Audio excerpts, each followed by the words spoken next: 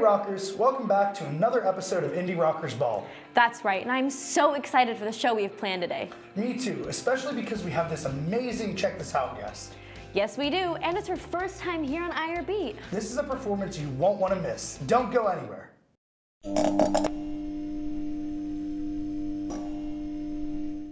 Hey rockers, you shouldn't be planning on hearing from Justin Bieber anytime soon, because he's announced he'll be taking a hiatus from music. The 25-year-old pop star who recently married model Hailey Baldwin in November of 2018 claims that he is focused on repairing some deep-rooted issues that I have, so that I don't fall apart, so that I can sustain my marriage and be the father I want to be. Music is very important to me, but nothing comes before my family and my health. Bieber's last album, Purpose, was released in 2015, so fans have been anxiously awaiting new music. Bieber comments on this by saying, "So I read a lot of messages saying you want an album. I've toured my whole teenage life and early 20s. I realized, as you guys probably saw, I was unhappy last tour, and I don't deserve that, and you don't deserve that. You pay money to come and have a lively, energetic, fun, light concert, and I was unable to emotionally give you that near the end of the tour." However, Bieber isn't totally giving up music, he states. I will come with a kick-ass album ASAP. My swag is undeniable, my drive is indescribable. His love is supernatural, his grace is that reliable. The top is where I reside, period. Whether I make music or not, the king said so. But I will come with a vengeance, believe that. Great news, rockers. J. Cole has finally announced the lineup for his Dreamville Festival, taking place on April 6th in North Carolina. The festival was originally supposed to take place on September 15th, 2018. However, due to Hurricane Florence, the festival was put on the back burner until the release of the lineup. And trust us, J. Cole was able to get some of the most prominent figures of R&B and hip-hop to perform for this show. Artists like 21 Savage, SZA, Black, Nelly, Tiana Taylor, and J.I.D. with Cole as the headliner, of course. Fans have since been speculating that Cole's next album could potentially have big features on it. This would be a big deal because he's famously known for going platinum without features. Make sure to get your tickets for Dreamville on April 6th and let us know what you think of the lineup on Twitter at IUP-TV with the hashtag #MusicNews. I am so excited for Dreamville Fest this year. Me too. It's gonna be awesome. Who's your favorite artist who's gonna be there? That's a hard one, Ian. Besides for J. Cole, of course, I would have to say SZA. Great choice. On the other hand, how about Justin Bieber taking a hiatus from music? I'm so sad. However, I'm glad he's taking the time he needs for himself. Couldn't agree more, Sam. Anyways, rockers, don't go anywhere because next up is a music lesson with Nick Dark.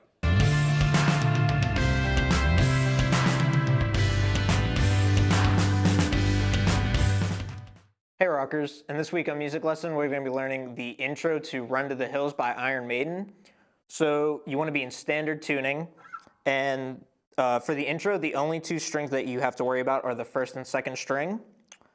So you want to start off with your index finger on the 12th fret on the first string, and then your ring finger on the 15th fret on the second string.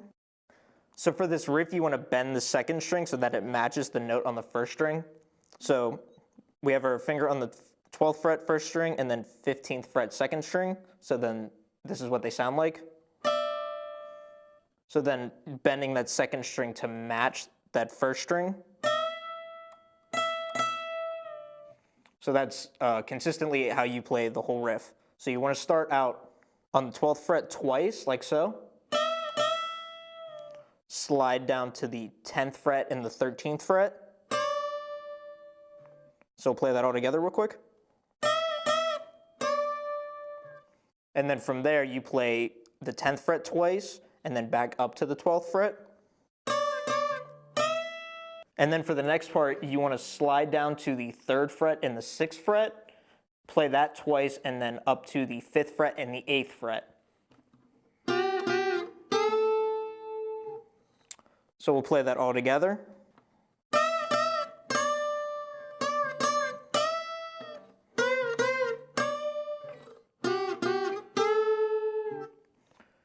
And that's how you play the intro riff to Run to the Hills by Iron Maiden. We'll see you next week, rockers.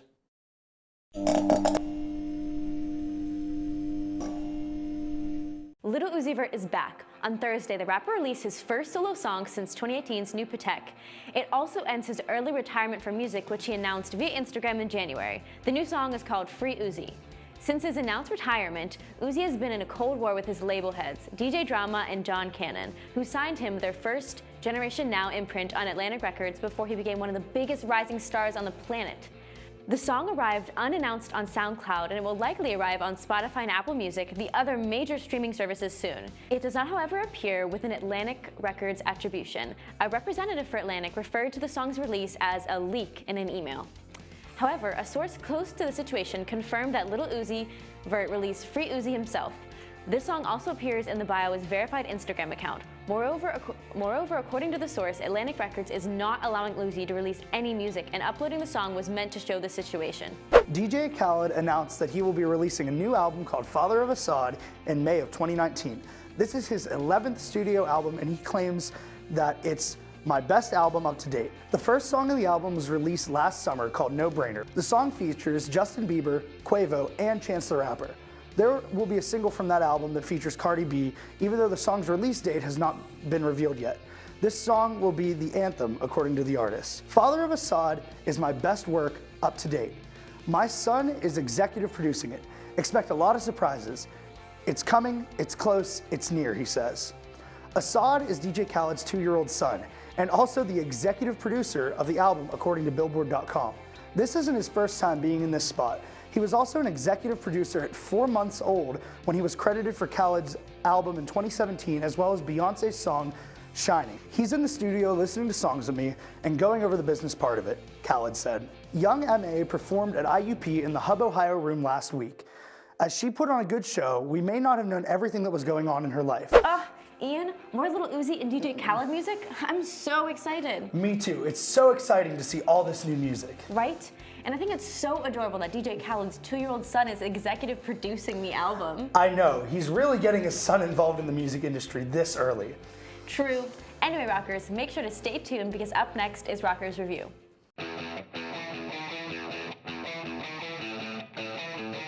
What's going on, Rockers? So this week on Rockers Review, we have a very special edition because it's 2019 and memes are very much a part of pop culture. And I figured, hey, me and Ian, we're going to talk about some famous music memes that are very popular, have been popular, or have just now been popularized. So let's discuss. Yeah. What do you think are some of the best music memes of all time? Music memes of all time. So let's see. I remember when I was little, I would get on like YouTube, and the big the Rickroll thing was like real, never gonna give you up, Rick Astley, very popular, and I don't know why I found it so funny, but it exists, and that was my first real encounter with like real meme music. I don't know if you could find anything like earlier than that. That's a good question. I think maybe Numa Numa. That was a big one too. Oh my gosh. Everyone forgets about Numa Numa. Yeah. Gosh, that was one. Yeah, that and Rickroll were really, really big in the early days of like YouTube and the internet. And I know there were some other ones, like there was the Vitas song with the Seventh Element where it was like that. Yes, I totally forgot about that. Yeah, there was that one, and then everyone started making a meme about that. What is Love? Obviously, that one's been around forever. What else is off the top of our heads? Let's see.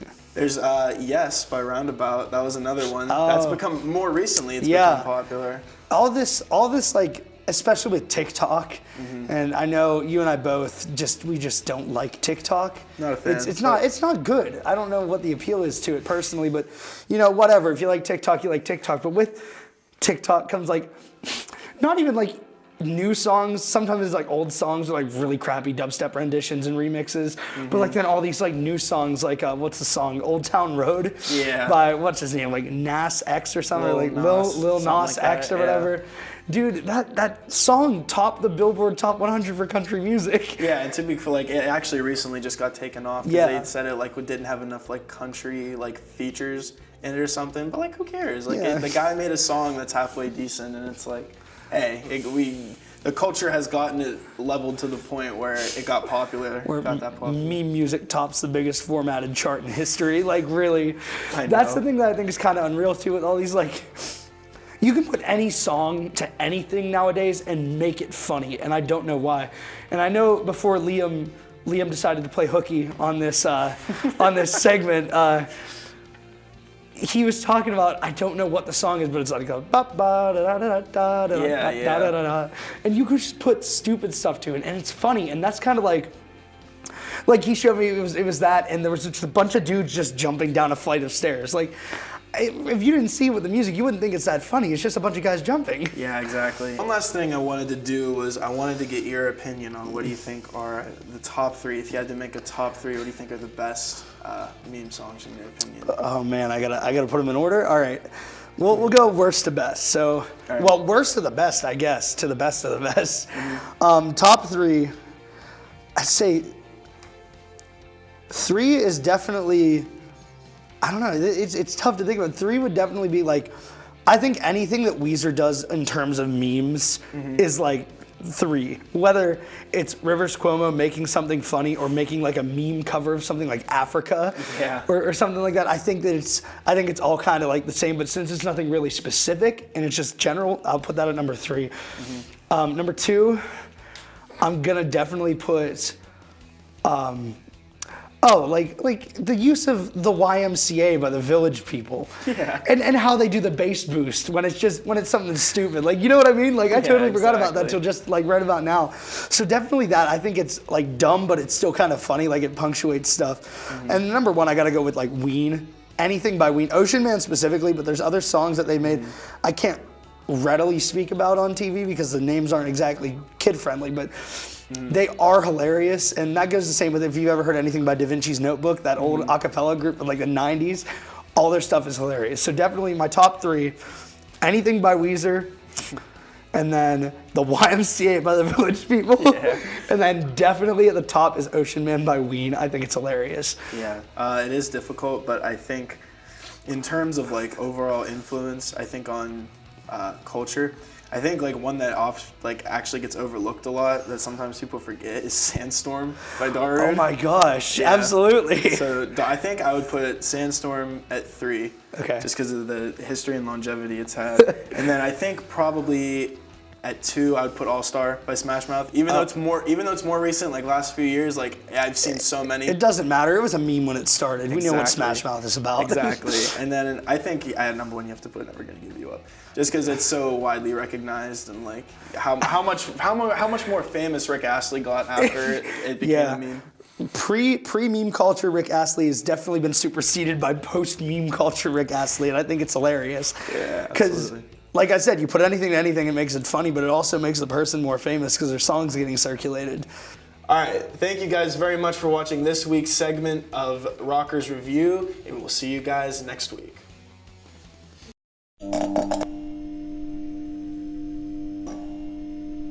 Nipsey Hussle has died after being shot outside his Marathon clothing store in Los Angeles Sunday afternoon, March 31st.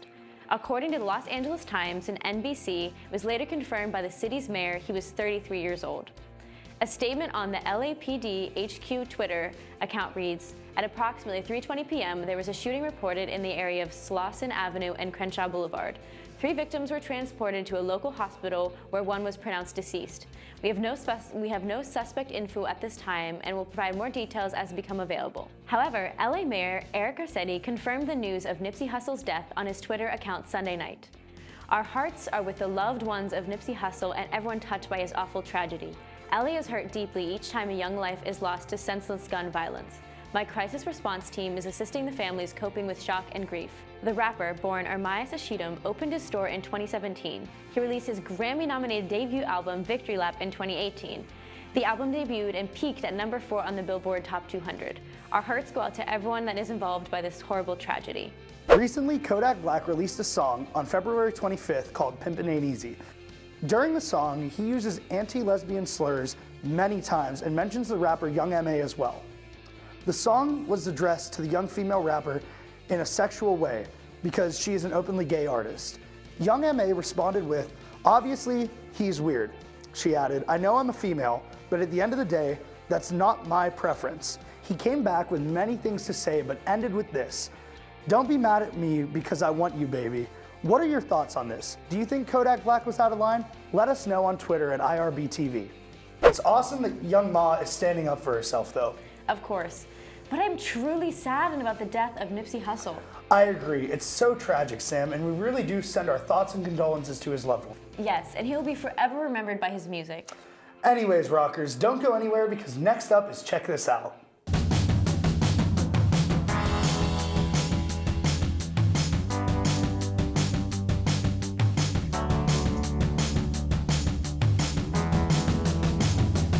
Welcome back, rockers. You are tuned in to Check This Out. My name's Liam Noble, and we have a very special guest in the studio today. She's an open mic night regular, a musician, and a poet. That's right, rockers. Her name is Marin Krisner, and she's going to be performing some great original songs for us. After her performance, we're going to be sitting down and asking her a few questions. Ladies and gentlemen, give it up for Marin. Hi, I'm Marin.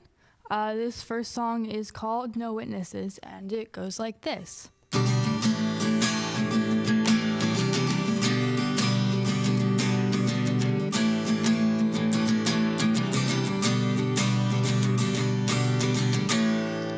Firecracker baby braced herself for the bombs, and while the colors flashed like crazy, she hid as they went off.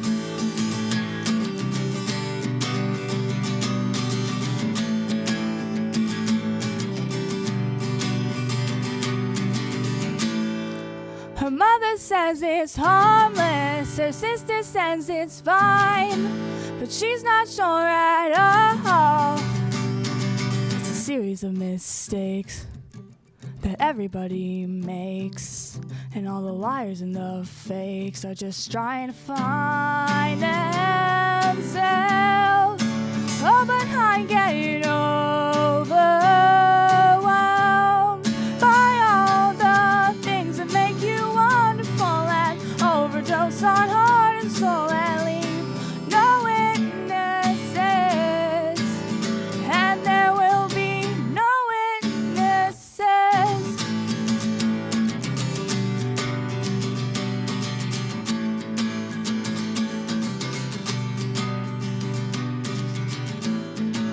So soften every corner so I don't get cut.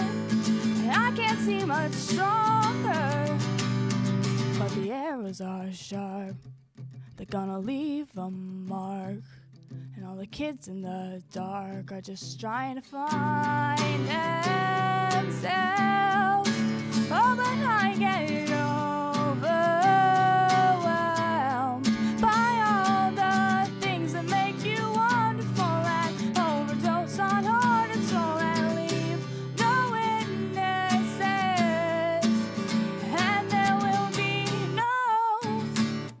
I don't wanna lose you. I like to act like I can see right through you. So take it easy, baby, indulge me, 'cause I don't wanna lose you. It's a series of mistakes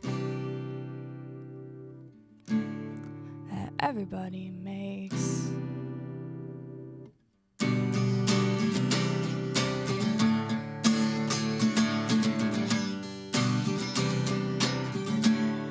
But all these things will make you wonderful and overdose on heart and soul and leave no witnesses. I want to leave no witnesses, and there will be no witnesses.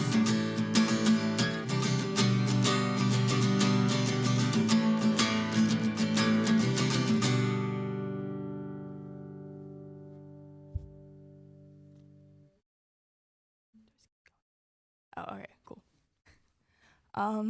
So this next song is called Butterfly.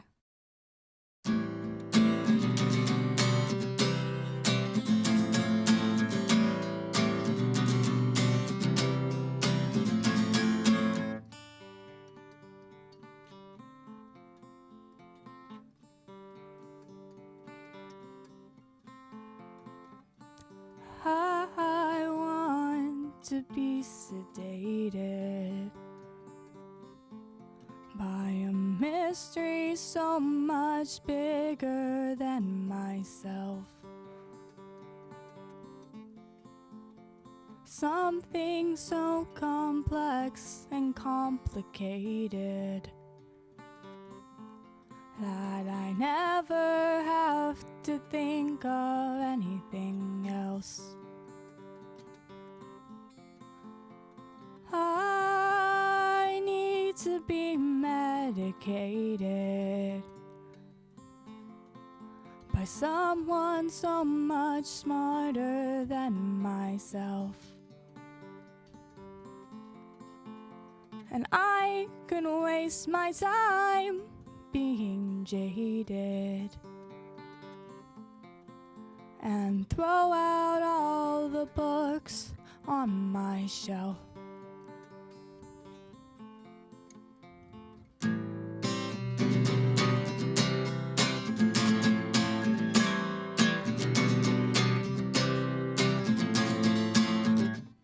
But then the headaches pass, and you find you were always on the other side of the glass. And people know people, and I know people, and people know me. And for that I am grateful. But thanks to the sun, I have become weak and undone. I've flown up above, giving my love to nothing and no one.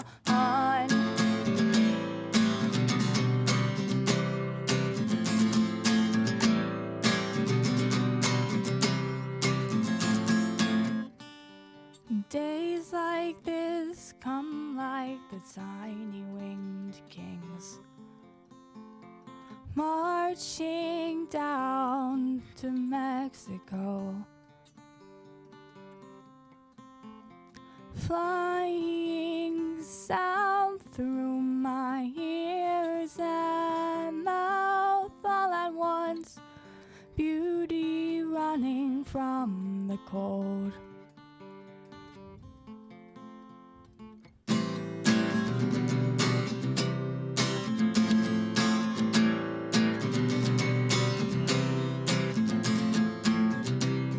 But then the headaches pass, and you find there is always a way to break the glass. And people know people, and I know people, and people know me. And for that I am grateful. But thanks to the sun, I have become weak and undone. I've flown up above, giving my love to nothing and no one. Thanks to the sun, I have become weak and undone. I've flown up above, I'm giving my love.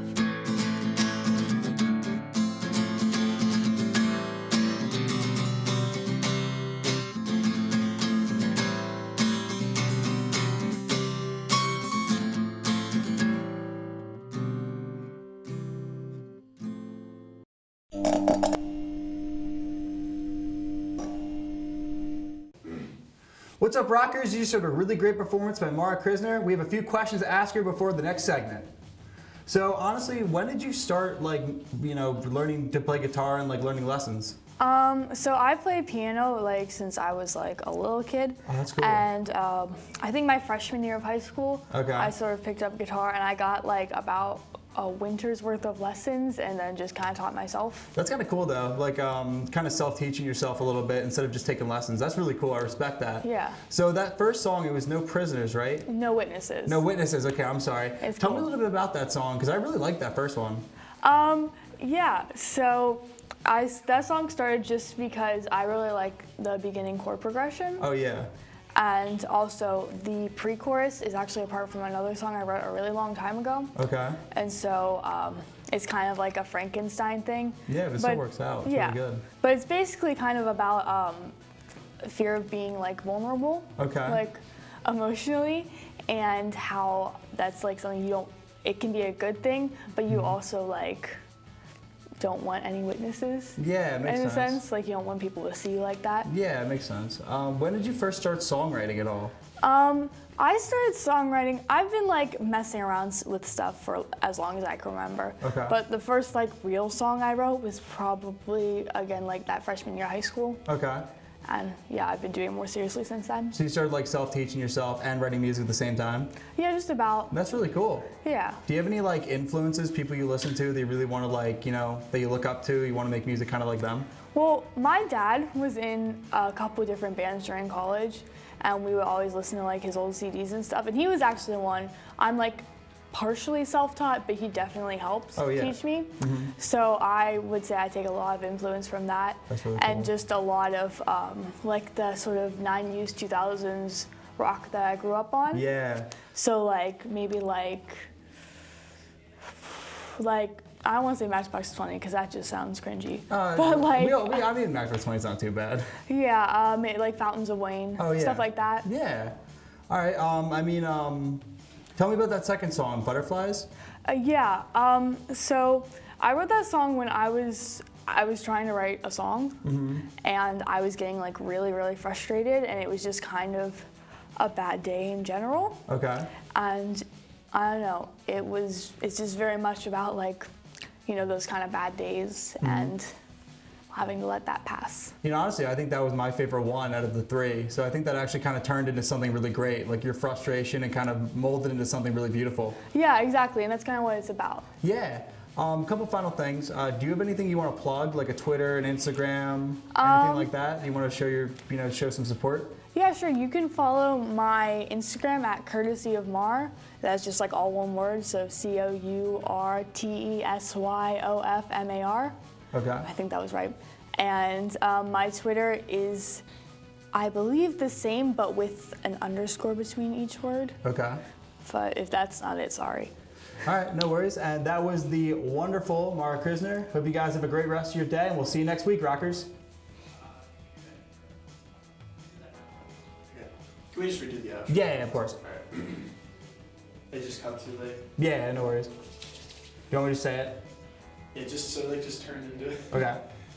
And that was the wonderful Mara Krisner. And hope you guys have a great rest of your day. Make sure to follow her on Twitter and Instagram, and we'll see you next week, Rockers.